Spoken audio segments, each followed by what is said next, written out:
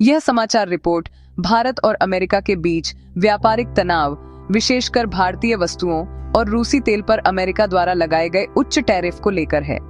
आइए इस पूरे घटनाक्रम को बिंदुवार और सरल भाषा में समझते हैं। मुख्य बातें। अमेरिका द्वारा भारत पर टैरिफ। डोनाल्ड ट्रंप के नेतृत्व में अमेरिका ने भारतीय वस्तुओं पर 50% टैरिफ लगाया। रूसी तेल की खरीद पर 25% अतिरिक्त टैरिफ भारत पर लगाया। पहले से ही 25% लागू था, यानी कुल 50%। भारत की प्रतिक्रिया। मुख्य आर्थिक सलाहकार CEA वी अनंत नागेश्वरन का बयान। यह उच्च टैरिफ अल्पकालिक शॉर्ट टर्म होगा। यह अमेरिका भारत के समग्र रणनीतिक संबंधों के लिए टिकाऊ नहीं है। रूसी तेल टैरिफ से दूसरी और तीसरी तिमाही में भारतीय व्यापार को गंभीर झटका लग सकता है। अगर स्थिति नहीं सुधरी तो 2026 तक भी असर जारी रह सकता है। आर्थिक प्रभाव। GDP पर दबाव पड़ेगा, खासकर पूंजी निवेश, कैपिटल फॉर्मेशन, रोजगार, निर्यात।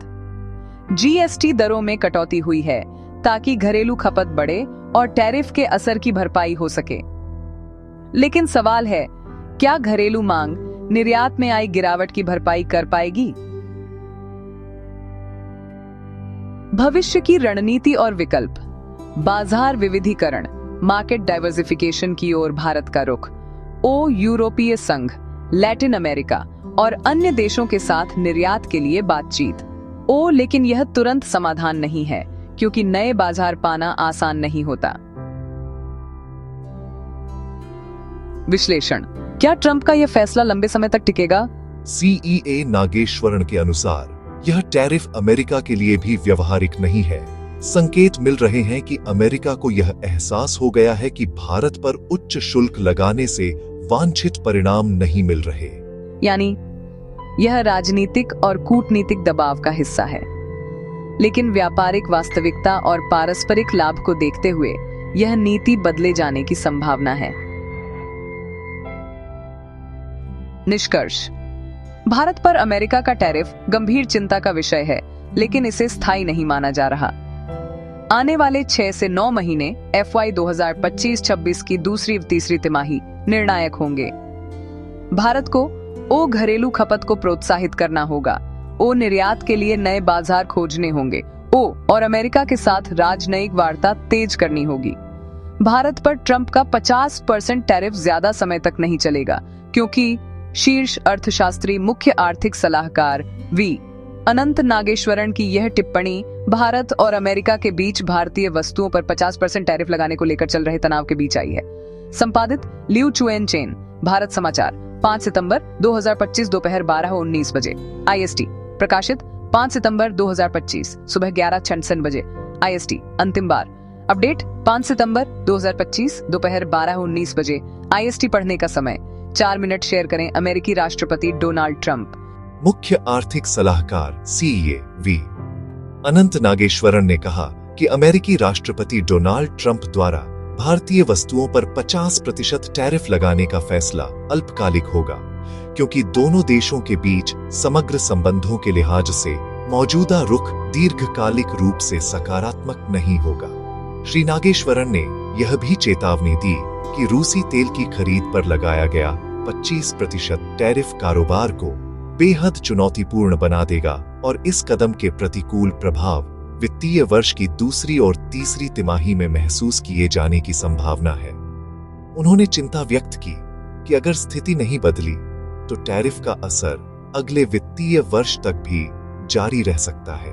CEA की यह टिप्पणी भारत और अमेरिका के बीच भारतीय वस्तुओं पर 50% टैरिफ लगाने को लेकर चल रहे तनाव के बीच आई है। 27 अगस्त को रूसी तेल की खरीद पर भारत पर 25% टैरिफ लगाया गया था। यह उस 25% शुल्क के अतिरिक्त था जो 7 अगस्त को भारत और 70 अन्य देशों पर लागू हुआ था। श्री नागेश्वरन ने इंडियन एक्सप्रेस को बताया, मुझे लगता है कि यह उच्च टैरिफ दीर्घकालिक की बजाय अल्पकालिक होगा। यह भी पढ़ें। टैरिफ तनाव के बीच पूर्व अमेरिकी अधिकारियों ने ट्रंप से कहा, याद रखें कि भारत एक प्रमुख साझेदार के रूप में कैसे उभरा। उन्होंने कहा कि ऐसे संकेत हैं कि अमेरिका को यह एहसास हो गया है कि भारत पर उच्च टैरिफ लगाने से शायद वांछित परिणाम नहीं मिलेंगे और यह उल्टा साबित हो रहा है। उन्होंने कहा, अगर आप मुझसे पिछले कुछ दिनों में मिले जुले संदेशों के संदर्भ में जो कुछ भी देख रहे हैं उससे परे ठोस सबूत मांगेंगे तो मेरे पास आपको यह जवाब देने का कोई ठोस आधार नहीं है कि मुझे क्यों लगता है कि दूसरा 25% टैरिफ लंबे समय तक नहीं रहेगा, बल्कि यह दीर्घकालिक की बजाय अल्पकालिक होगा। उन्होंने आगे कहा, दूसरी तरफ से भी कुछ हद तक पुनर्संतुलन होगा। रूसी तेल आयात के लिए वॉशिंगटन द्वारा नई दिल्ली को विशेष रूप से चिन्हित करने के साथ भारत ब्राजील के साथ 50% का उच्चतम अमेरिकी टैरिफ आकर्षित कर रहा है।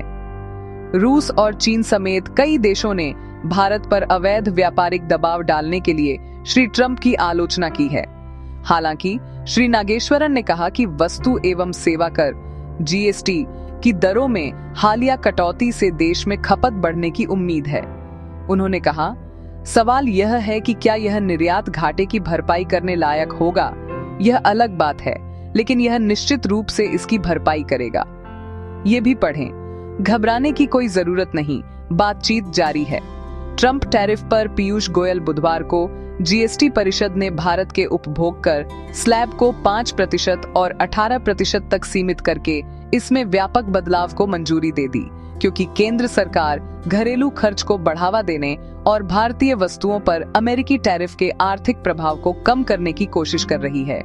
इस साल आपको यह समझना होगा कि अगस्त तक के पहले 4 महीनों में निर्यात बिना टैरिफ के हुआ है। इसीलिए इस साल अतिरिक्त 25% टैरिफ का असर वित्तीय वर्ष की दूसरी छमाही में होगा। टैरिफ मुक्त और टैरिफ प्रभावित क्षेत्रों के बारे में अनुमान अलग अलग हैं। श्री नागेश्वर ने कहा, आप अपनी गणनाएं कर सकते हैं, लेकिन दुर्भाग्य से आपको अनिश्चितता, पूंजी निर्माण और रोजगार पर दूसरे और तीसरे दौर के प्रभावों के बारे में कई धारणाएं बनानी होंगी। मुझे लगता है कि अगर यही स्थिति बनी रहती है तो दूसरी और तीसरी तिमाही में सकल घरेलू उत्पाद जीडीपी की वृद्धि पर असर पड़ेगा।